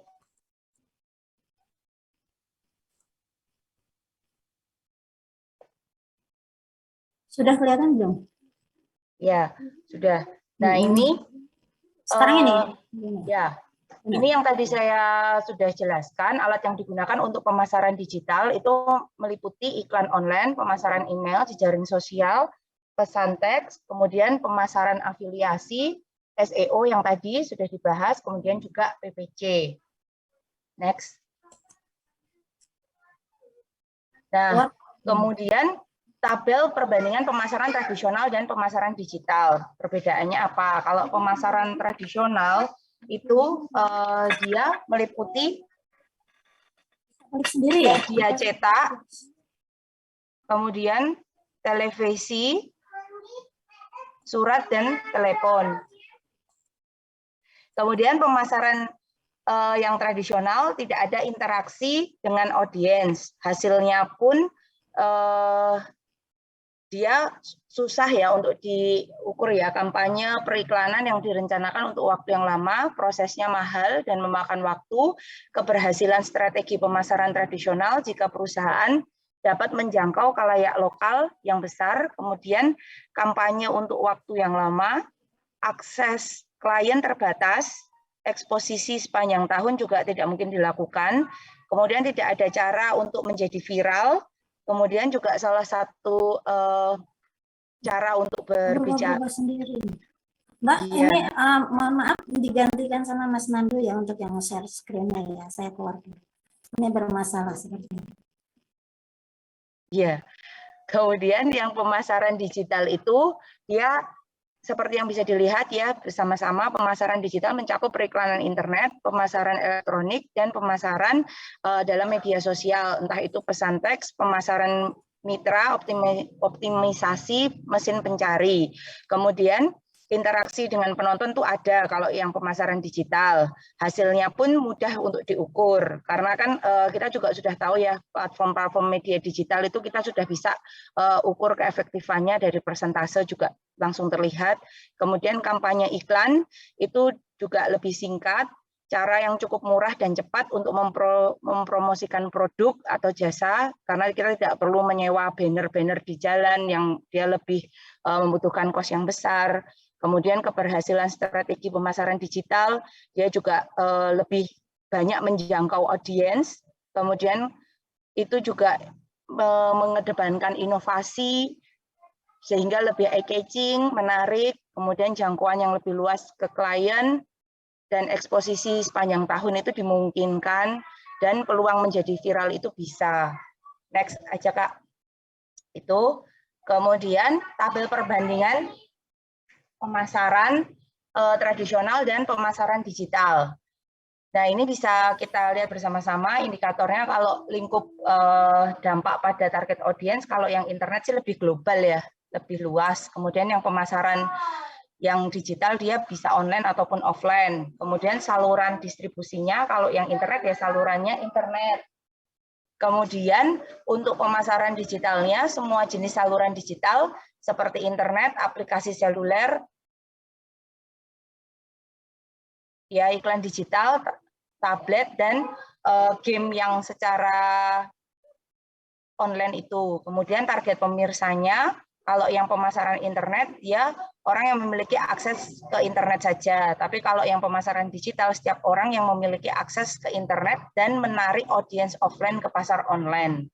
Kemudian cara berkomunikasinya dengan audiens, kalau yang internet dia biasanya buletin email, terus halaman, situs web. Nah, kalau yang pemasaran digital dia lebih luas ya, ada televisi digital, iklan dalam game online, kemudian pembawa pesan, POS pun dia juga ada, dan jaringan lokal maupun offline ataupun online. Itu. Demikian presentasi dari saya. Next, bisa dilanjutkan teman saya.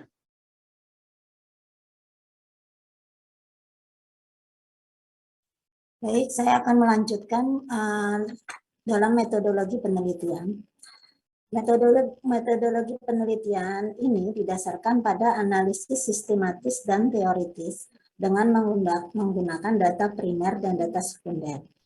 Data primer dikumpulkan berdasarkan informasi dari sumber pertama dengan teknik pengumpulan data yaitu wawancara dan kuesioner terstruktur. Sumber data sekunder diperoleh dari laporan keuangan yang diterbitkan perusahaan, koran, dan artikel. Untuk mencapai tujuan dari penelitian ini, peneliti menggunakan populasi yaitu perusahaan yang menggunakan teknologi pemasaran digital yang dipilih secara acak sebanyak 150 perusahaan. Selain itu, peneliti juga mengumpulkan data dari 50 eksekutif dari sampel perusahaan lain yang berbeda untuk mendapatkan pendapat mereka tentang efektivitas pemasaran digital. Data dan informasi diperoleh, diatur, dijelaskan, dan dianalisis menggunakan berbagai alat dan teknik statistik. Studi ini menunjukkan hasil dalam bentuk deskriptif dan analistik. Untuk menunjukkan hubungan antara berbagai elemen pemasaran digital dan peningkatan penjualan, peneliti telah mengumpulkan data dari 150 perusahaan yang mengadopsi metode atau elemen pemasaran digital yang berbeda. Next, Mas. Hasilnya kita bisa lihat di tabel di bawah ini. kita dapat menyimpulkan bahwa setiap elemen pemasaran digital berhubungan positif dengan peningkatan penjualan. Hal ini menunjukkan bahwa semua elemen pemasaran digital memiliki dampak positif terhadap penjualan perusahaan.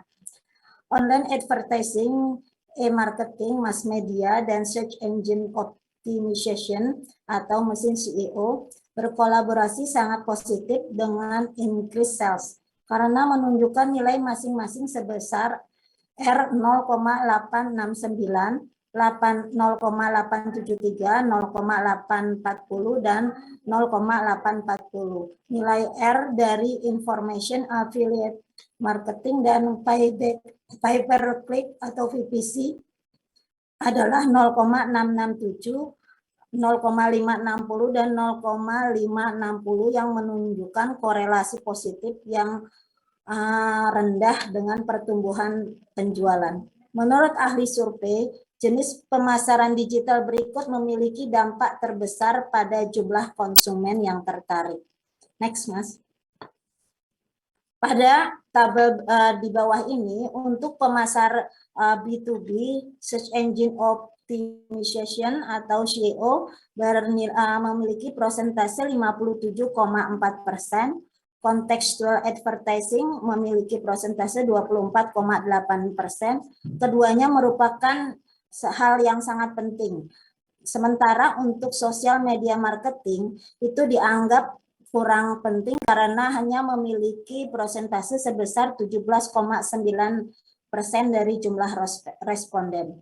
Untuk pemasar B2C atau business to customer, pentingnya SEO sedikit agak kurang penting karena hanya memiliki persentase sebesar 41%, tetapi contextual advertising sebanyak 34,2% dan social media marketing sebanyak 24,8%, itu lebih signifikan. Selanjutnya akan dilanjutkan oleh teman saya, silakan Mbak Sinta, Mas. Ya, selamat pagi Pak Niko dan selamat pagi teman-teman. Di sini saya akan menjelaskan tentang hasil dan pembahasan untuk artikel ini. Untuk menjawab pertanyaan dari kuesioner elektronik, responden memiliki kesempatan untuk memilih beberapa pilihan jawaban, yang dimana responden diminta untuk memilih layanan yang paling tidak populer. Menurut para ahli, ditemukan layanan yang paling tidak populer sebagai berikut. Dengan layanan digital seperti Internet of Things yang persentasenya 64%, Customer Development and UX atau User Experience Design 60%, High Cloud Development of Complex Digital Project 56%, layanan untuk pengembangan augmented atau IR dan realitas virtual 56%, riset pemasaran dan analitik 40%, layanan konsultasi 40%, pemasaran kinerja atau pemasaran CPA 36%, analisis web 36%, pengembangan chatbot 32%, dan pemasaran reputasi di lingkungan digital 28%. Next.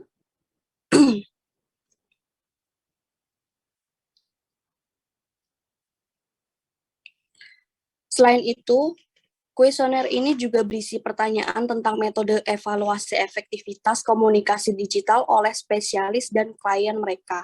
Dan spesialis ini mengevaluasi hasil pekerjaan mereka dengan indikator yang pertama, indikator seperti biaya klien yang tertarik dengan persentase 80%, prospek 68%, dan konversi 64%.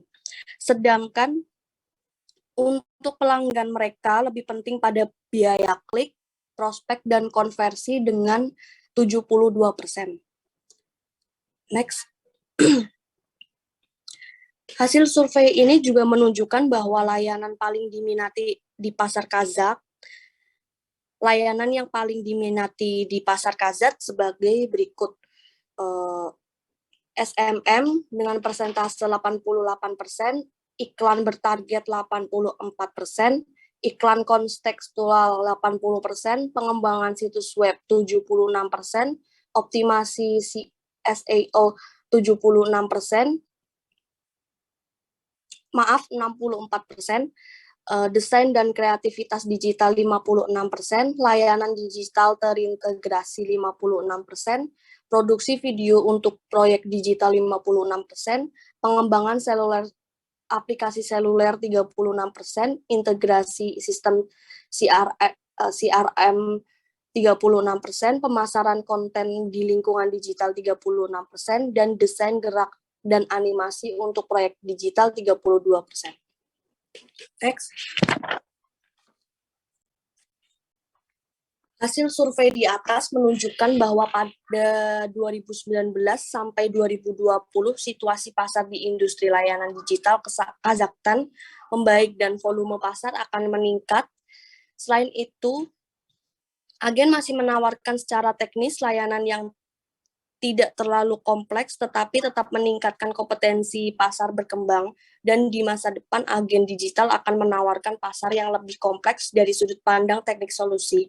Penawaran tersebut, yang pertama, peningkatan kemajuan teknis dalam promosi pemasaran digital, yang kedua, mengumpulkan dan menerapkan umpan balik yang diberikan oleh konsumen dengan cara yang benar, yang ketiga, melakukan pelayanan yang transparan dan baik kepada konsumen sebelum dan sesudah pembelian. Yang keempat, menciptakan kesadaran di antara orang-orang tentang pemasaran digital. Dan yang kelima, memberikan deskripsi lengkap tentang produk untuk pembeli online. Next.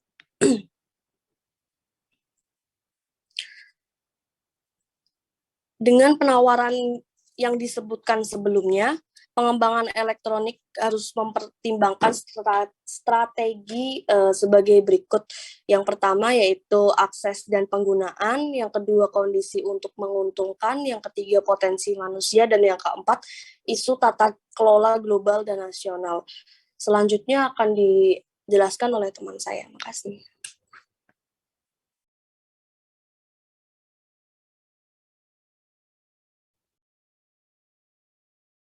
Jadi, baik, saya akan melanjutkan presentasinya. Jadi untuk kesimpulan di artikel ini itu menyajikan teknologi, metode, dan media perikanan digital serta kelebihan dan kekurangannya. Memahami cara kerja mesin telusur dan mengiklankannya merupakan elemen terpenting untuk mempromosikan produk berkualitas. Jejaring sosial adalah salah satu alat yang paling terkenal. Nah, mereka memungkinkan interaksi sehari-hari dengan pelanggan dan membantu dalam membangun kesadaran merek. Keuntungan terbesar dari iklan media sosial sendiri adalah rincian pelanggan yang berbeda yang memiliki sehingga mudah untuk menemukan pelanggan yang sempurna.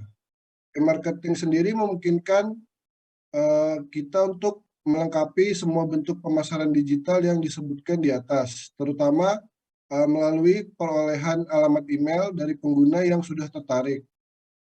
Selain itu, tidak seperti pemasaran tradisional, pemasaran digital dapat lebih mudah untuk diukur. Nah, kita dapat melihat iklan mana yang paling menarik bagi audiens dan mana yang kurang disukai, lalu menyesuaikan strategi periklanannya. Nah, mengetahui biaya tersebut, biaya iklan, dan menghitung jumlah yang diinvestasikan dan diterima merupakan hal penting bagi setiap pelaku bisnis dan pemasaran digital yang memungkinkan. Pemasaran digital sendiri tidak memiliki batas, di mana perusahaan dapat menggunakan perangkat apa saja seperti smartphone, tablet, laptop, TV, konsol game, billboard digital, serta berbagai media jejaring sosial, dan juga SEO, video, konten, email, dan lainnya untuk mempromosikan perusahaan itu sendiri dan produk serta layanannya.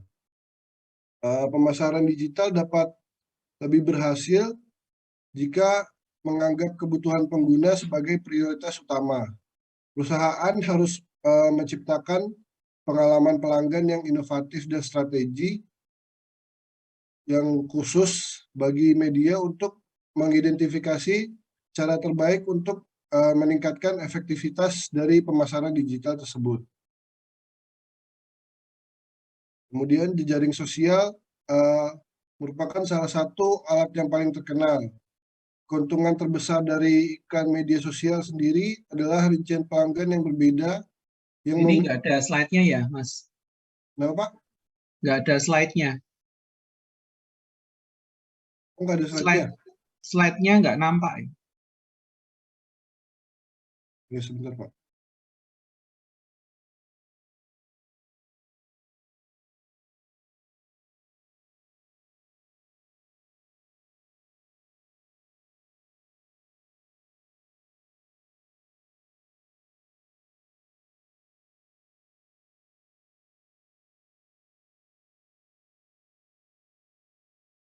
Apakah sudah terlihat, Pak?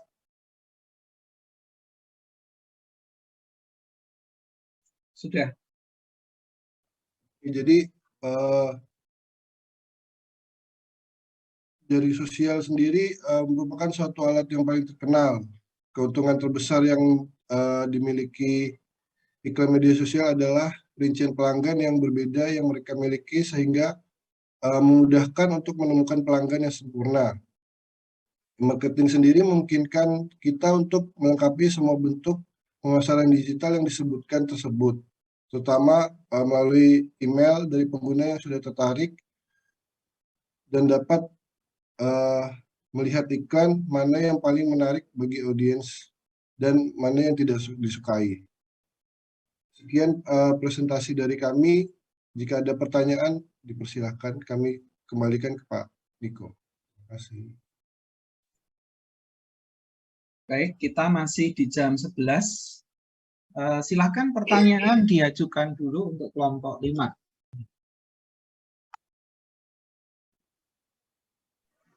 Baik, saya mau bertanya Pak Andrian.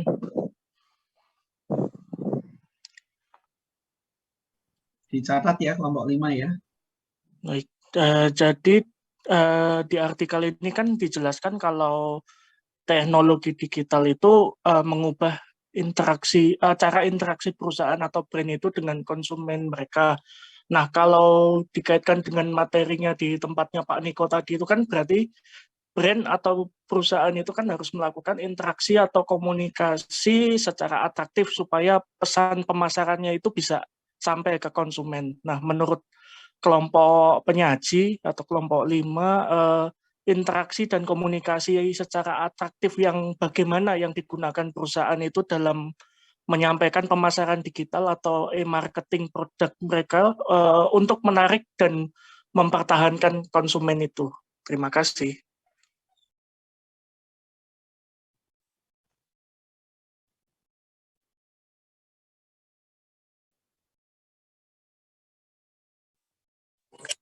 Maaf, Mas Andrian, bisa diulang nggak? Oh, sudah saya backup chat, Mbak, di tempatnya Mas Nandu. Oh, Aman. baik. Makasih, Mas. Baik, silakan, masih ada waktu untuk bertanya. Baik, Nanti Bapak. mungkin ya. Ya, saya izin bertanya, Bapak. Saya Syifa Sonia dari kelompok 4 ingin bertanya. Saat ini kan Gen Z ini banyak banget yang menggunakan teknologi atau mengakses teknologi berupa e-commerce gitu. Nah, sedangkan yang dapat mengakses teknologi ini atau e-commerce ini bukan cuman Gen Z doang gitu. Tidak hanya Gen Z saja. Nah, dan pastinya bisnis juga tidak hanya fokus pada Gen Z saja kan. Nah, menurut kelompok 5 itu bagaimana caranya supaya bisnis e-commerce ini atau pemasaran e-commerce ini dapat menjangkau generasi sebelumnya dengan kebutuhan dan ketertarikan atau style yang pastinya berbeda-beda dong. Nah, dan apakah dapat maksimal dalam menjangkau generasi sebelumnya itu? Terima kasih.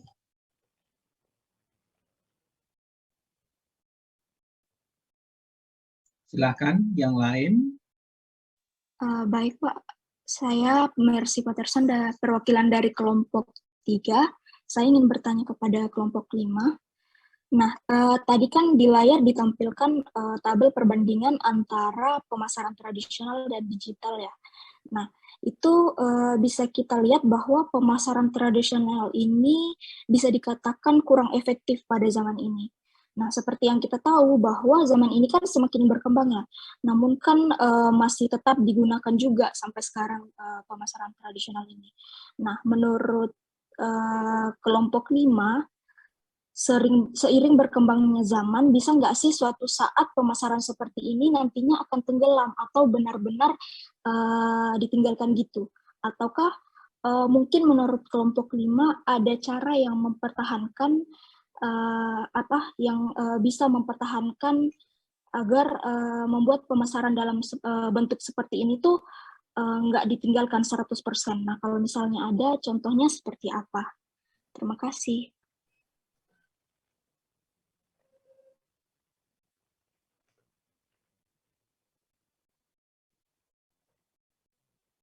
Masih adakah? Saya mungkin lebih cepat untuk mengakhiri supaya yang mau ibadah Jumatan bisa persiapkan. Tapi untuk waktu ini, apakah ada pertanyaan yang lain yang masih jam 11:05 ini? Apakah ada pertanyaan?